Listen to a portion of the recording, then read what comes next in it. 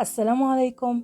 شوربة العدس هي الشوربة رقم 1 اللي نحن ما بنقدر نستغني عنها طول الشتاء. تنعمل بطرق كتير ونكهات كتير، بس أنا رح أعملكن إياها اليوم بطريقة كتير طيبة ومغذية وصحية جدا. أنا هاي الطريقة بعتمدها لما بكون حابة أعمل شوربة ومستعجلة، بعملها بهاي الطريقة. جربوها كتير رح تحبوها، فيها إضافات هيك لذيذة جدا. تابعوني، وإذا عجبكم الفيديو طبعا ما تنسوا اللايك والشير، ويلا نبلش على طول. أول شي أنا غسل العدس كتير منيح، رح حط له معلقة زبدة واحدة. طب ليه الزبدة؟ تعطيه نكهة كتير هيك غنية وطيبة ولذيذة جدا. أنا موطية النار مالي معليتها، محضرة فلفلة، بطاطا، بصل وطماطم. فيكن تزيدوا توم، بس أنا هاي الشوربة أحيانا بعملها بهالطريقة لما بحب يكون طعمها هادي ورايق وما يكون فيها حدودية. رشة ملح، وأنا موطية النار طبعا، تقليبة خفيفة جدا.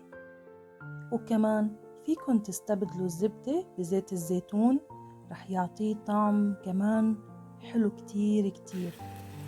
هلا بعد ما قلبناهم تقليبة خفيفة رح ضيف عليهم المي واغمرهم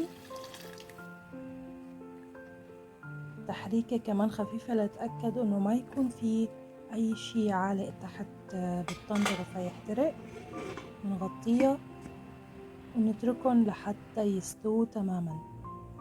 بهالوقت رح نحضر التقلاية.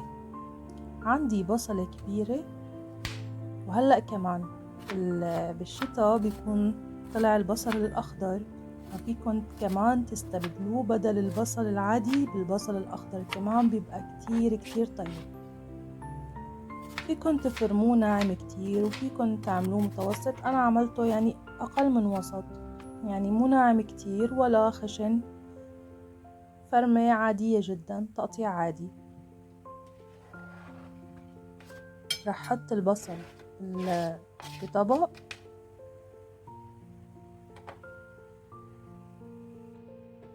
هلا رح تبله ببودرة الثوم، بودرة بصل، زنجبيل، بابريكا، كزبرة ناشفة، كمون، كاري وقرفة.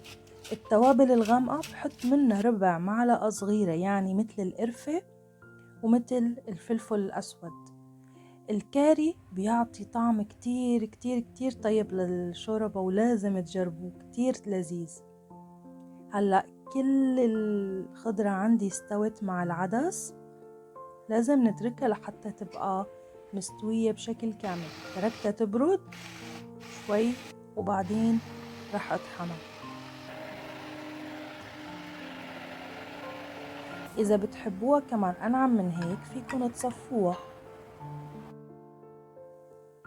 هلا بمقلاية على النار انا حطيت زيت وزبدة، فيكن تستبدلوها بزيت الزيتون.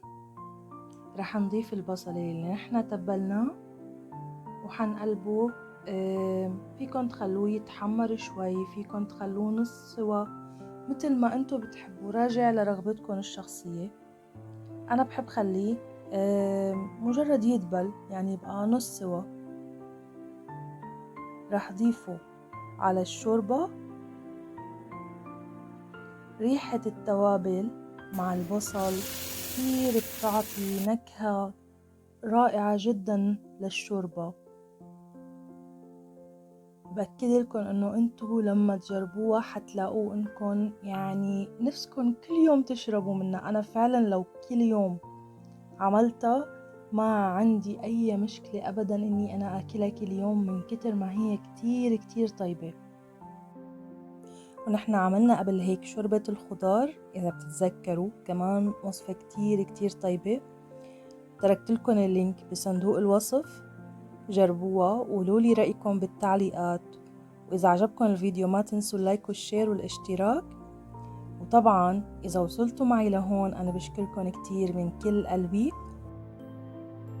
وما ننسى إنه أي وصفة لحتى يبقى نكهتها طيبة ولذيذة لازم نحنا نقدمها بكل حب. انتظروني بوصفات جديدة. والسلام.